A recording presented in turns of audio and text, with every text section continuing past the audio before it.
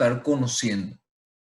El caso clínico dice lo siguiente. Paciente de sexo masculino de 16 años de edad consulta por presentar un cuadro de 18 horas. O sea, un paciente joven que tiene 18 horas de molestia, de dolor en fosa ilíaca derecha, de tipo puntada, le hinca en ese lugar, que se inicia a nivel de... Primero le empezó a doler acá, después desapareció y le dolió en la fosa ilíaca derecha. Luego se localiza en la fosa ilíaca derecha. De gran intensidad, le duele tanto que no tiene una posición antálgica. ¿Qué quiere decir eso? Que no le pasa con ninguna posición. Nosotros en la clase pasada hablamos de lo que es la pancreatitis crónica, ¿se acuerdan? Y la pancreatitis crónica tenía una posición antálgica, o sea, quiere decir que tenía una posición que le pasaba el dolor. ¿Se acuerdan cuál era esa posición? ¿Cuál era la posición?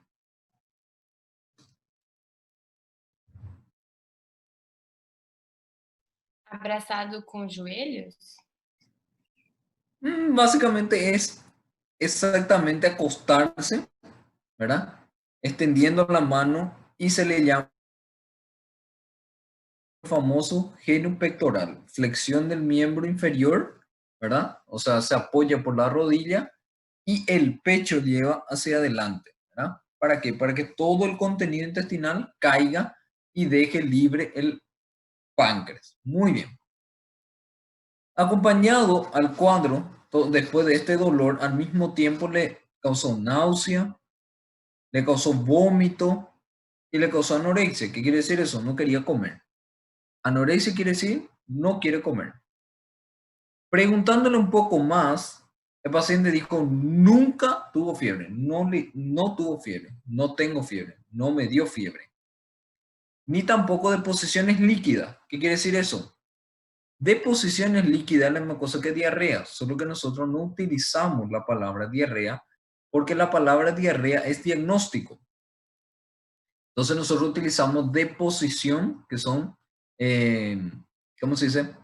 Deposiciones líquidas, o sea, que son pérdidas líquidas o materia fecal líquida. ¿Sí? Muy bien. Después de esto, se le preguntó, ¿es la primera vez que tenés este cuadro? Y él dijo, sí, la primera vez. Negó un cuadro similar anterior, nunca tuvo un cuadro similar. Después nos dimos cuenta también que no tenía patología de base, o sea, no era hipertenso, no era diabético, no era asmático, alérgico, internación anterior, transfusión, cirugía, él nada. Súper bien, deportista inclusive, se cuida muy bien en toda alimentación, todo lo que ustedes quieran. Y básicamente, no tiene ninguna patología. Los signos vitales de este paciente tenía una presión de 120/80, ¿sí? Esa era la presión del paciente. 120/80, una presión de 12/8, como se dice. Normal.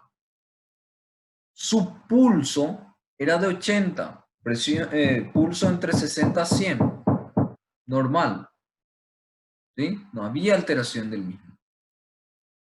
Frecuencia respiratoria, 20 respiraciones por minuto. De 16 a 20. Está un poquitito aumentado tal vez por el dolor.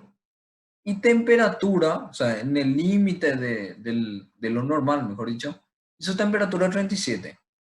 Normal. O sea, sus signos vitales no tienen alteración.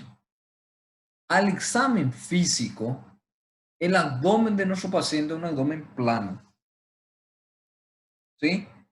No un abdomen como normalmente en todos nuestros cuadros clínicos anteriores era globuloso, era gordo el paciente, ¿verdad? En este caso es un abdomen plano. No es tampoco como la pancreatitis crónica, donde el abdomen era excavado, o sea, es hundido porque es caquético, no come. Este es plano, este es normal, planito.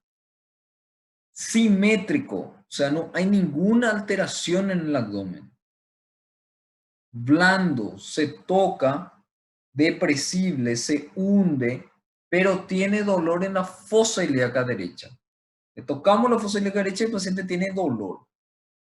tiene defensa, esa defensa involuntaria que ya habíamos hablado. Hay la defensa voluntaria, hay la defensa involuntaria. Este paciente tiene involuntaria. Le tocas y contrae, pero de manera involuntaria. Él no se da cuenta y se contrae. A la descompresión brusca, o sea, yo le comprimí, después retiré, el paciente sintió dolor. Dolor a la descompresión brusca. Sonoridad, todo normal. Y al auscultarle, los ruidos hidroaéreos, o sea, el ruido que produce el peristaltismo intestinal, normal. Demás aparato cardiovascular, R1, R2, normofonético, ritmo regular, sin soplo ni galope, normal. El aparato respiratorio, entrada de aire súper bien sin otro ruido agregado, normal. El sistema nervioso central es un Glasgow 15 de 15, ustedes ya saben Glasgow. Está orientado, sabe dónde está, normal. ¿Cuál sería el diagnóstico de nuestro paciente? Apendicitis. Muy bien. ¿Se dan cuenta que a pesar de que todavía ni entramos, o sea, no estudiamos todavía apendicitis aguda, ustedes diagnosticaron apendicitis aguda? Muy bien. Entonces empezamos la clase de hoy con apendicitis aguda. Apendicitis aguda, primero, antes de entrar en lo que sería apendicitis aguda, tenemos que conocer un poco de la historia. Y nos tornamos históricos, ¿verdad? O sea, ¿por qué eso? Porque en 1735, un cirujano francés, Claudius Amiens, fue el primero que hizo una apendicectomía. Él fue el primero. Y ustedes vieron en una de las patologías de la primera parcial que había el nombre Amiens.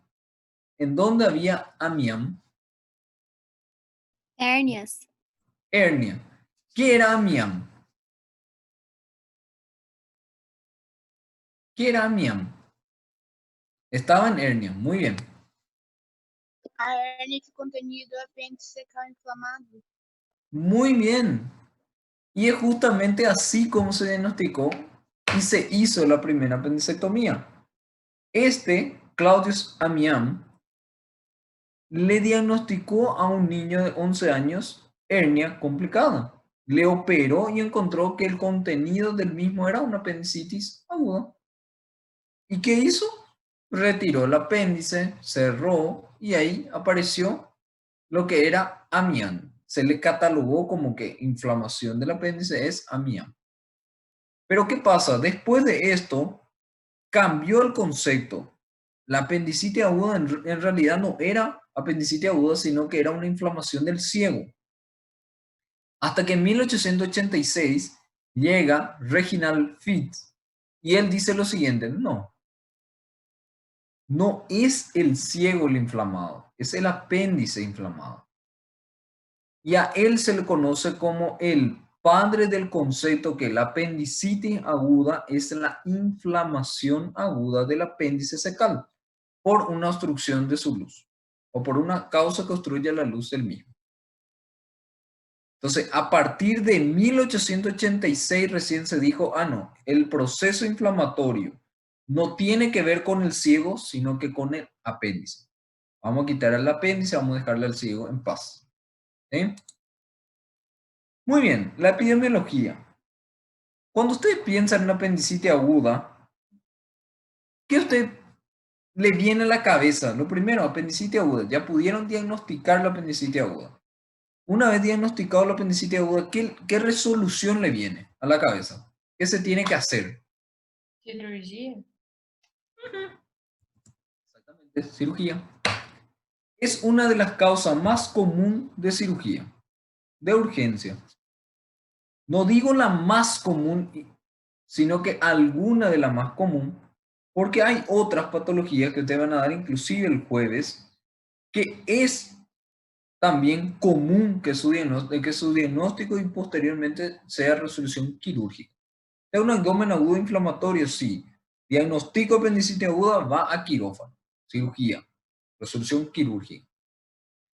Es difícil poder hablar con exactitud, no, en América del Norte, en América del Sur, en Central, los casos de apendicectomía son tanto por ciento. No. No hay estudio del mismo, ya que es un diagnóstico que uno hace, opera. Hace, opera. Entonces no se tiene una estadística correcta de cuántos casos de apendicectomías hay en todo el mundo. ¿Sí? Muy bien. ¿Quién es el que sufre de apendicitis aguda? ¿Quién es en donde se presenta más frecuentemente la apendicitis aguda? Y es en estos que son jóvenes. Edad entre 10 a 20 años, 20 a 40 años. Y usted me dice, pero doctor, ¿por qué no reduciste nomás ya en 10 a 40 en vez de decir 10 a 20, de 20 a 40? Porque son diferencias que existen en las literaturas. Cuando hablamos de Michan, cuando hablamos de Mariano Jiménez, donde son libros argentinos, ellos utilizan de 10 a 20. Cuando hablamos de Seviston, Schwartz, que son norteamericanos, utilizan entre 20 a 40. Promedio, graben entre 10 a 30 años. Perfecto. Pacientes jóvenes. Ahora bien, ¿aparece en menos de 2 años? No. No es que vamos a ver una apendicitis aguda en un paciente de menos de 2 años. A partir de 2 años para arriba, sí, ¿por qué no? 2, 3, 4, 5, 6, todo lo que usted quiera. Y en mayores de 60 años, ¿no aparece? Aparece, pero en menor cantidad. Entiéndase entonces, menos de 2 años no aparece. Más de 60 años aparece, pero en menor cantidad. Por ende, no nos basamos en esos tipos de pacientes como para decir, en primer lugar, es una apendicitis aguda. Nos basamos en los pacientes de 10 a 30 años de edad. Muy bien. Ahora bien, ¿en qué sexo aparece más? En el varón. En ese aparece más. La apendicitis aguda más de varón. Ahora bien, si hacemos en los estudios anteriores, como por ejemplo Michan, que es del 2005, ahí sí hay porcentaje de cómo se presentaba. 1.33 de varones por 100.000 habitantes con apendicitis aguda. Y 0.99, casi 1 para las mujeres en 1.000 habitantes. En los libros actuales, lo único que encontramos es 2 a 1 para varón. 2 a 1 para el varón, solo. Más nada. Es más frecuente observar en quién? Pacientes blancos, raza blanca. Entonces viene así una pregunta y se dicen, entonces, si yo soy moreno, yo estoy libre de apendicitis. No. No, si yo soy de raza negra, yo soy libre de apendicitis. No. Si yo soy oriental, yo estoy libre de apendicitis. No. Judío, no. Nadie se libra, pero es más frecuente, no únicamente, más frecuente en raza blanca, no excepcionalmente raza blanca. Tienen que saber esos conceptos también. ¿Qué le produce? O sea, ¿qué tiene relación también con lo que sería la falta de fibras? ¿Sí? Paciente que no consume fibras tiene riesgo de tener apendicitis aguda. Vamos a entender por qué, que es uno de la etiología es el fecalito. ¿Sí? Muy bien. Entonces, epidemiológicamente, el diagnóstico de apendicitis, resolución quirúrgica, o sea, una de las cirugías más comunes de urgencia, aparece más en edades jóvenes, de 10 a 30 años, más frecuente en varones, más frecuente en raza blanca y tienen relación con los alimentos poco en fibra. Si hay un cambio, si ustedes, por ejemplo, deciden así, bueno, voy a hacer un cambio de mi alimentación con una nutricionista. La nutricionista se encarga de agregar fibra. Te hace comer fruta, te hace comer verdura, te hace comer semilla, te hace comer esto y aquello. ¿Por qué? Porque es necesario para evitar justamente todo tipo de complicaciones que justo a partir de ahora vamos a ver. Muy bien. La anatomía del apéndice. El apéndice es más bien una continuación del ciego. Acá está el ciego y continúa con un apéndice. ¿sí? El apéndice es una estructura tubular longitudinal que es hueca. Es una estructura que puede tener entre 2 a 20 centímetros de longitud, o sea, largo. Es una estructura que tiene capas. Tiene una capa muscular y la capa muscular tiene el epitelio. Y el epitelio es la continuación del colon, o sea, es cilíndrico simple, no ciliado y con células caliciformes. Importante eso, ¿por qué? Porque produce moco, mucina, ¿verdad? Que es la función del apéndice. La segunda capa es la capa submucosa. Disculpe, un poco de agua.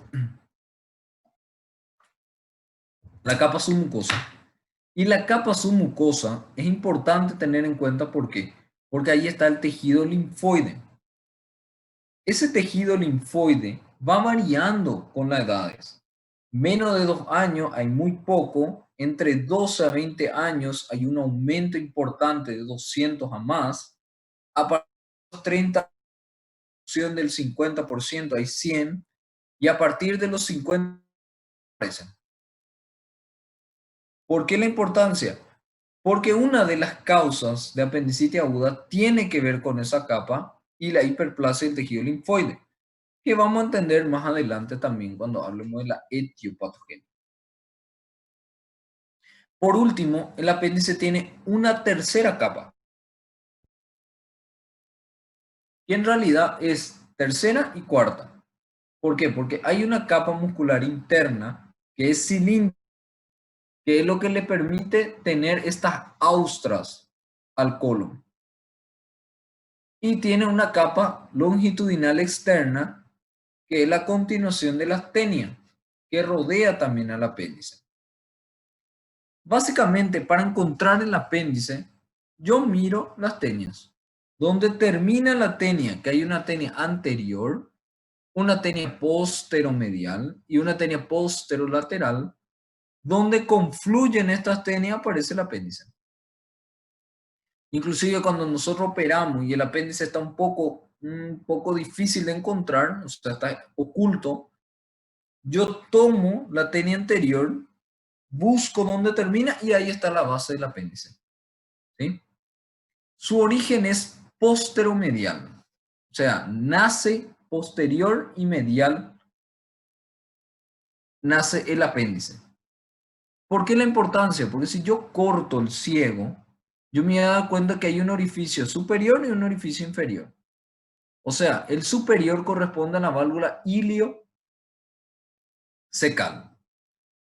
Y la válvula iliocecal, aproximadamente a 2,5 centímetros, está el orificio del apéndice. ¿Sí? Tengan en cuenta, la base del apéndice o de donde se origina el apéndice no cambia de posición. Siempre va a ser a nivel de donde confluyen o terminen las tenias. ¿Por qué tiene una característica que se le llama vermiforme, apéndice vermiforme? Porque tiene la forma de un verme, un gusano, gusanito, la misma cosa. El apéndice tiene irrigación. ¿A través de quién? Del mesoapéndice. El mesoapéndice es una hoja inferior del mesenterio del intestino delgado. El mesoapéndice recibe al apéndice o recibe a la arteria apendicular que va a irrigar al apéndice.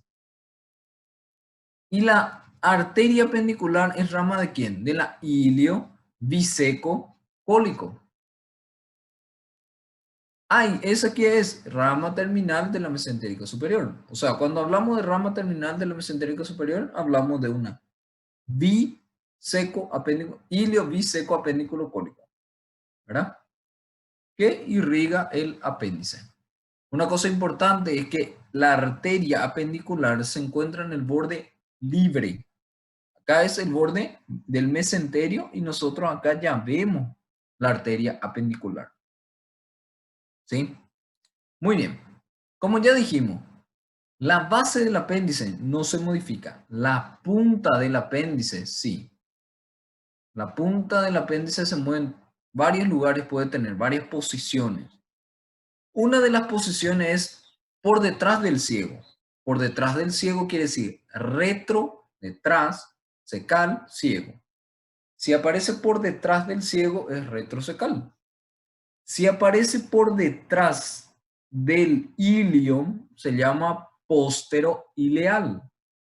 Si aparece por delante del ilio es preileal. Si aparece hacia abajo y hacia adentro es pélvica.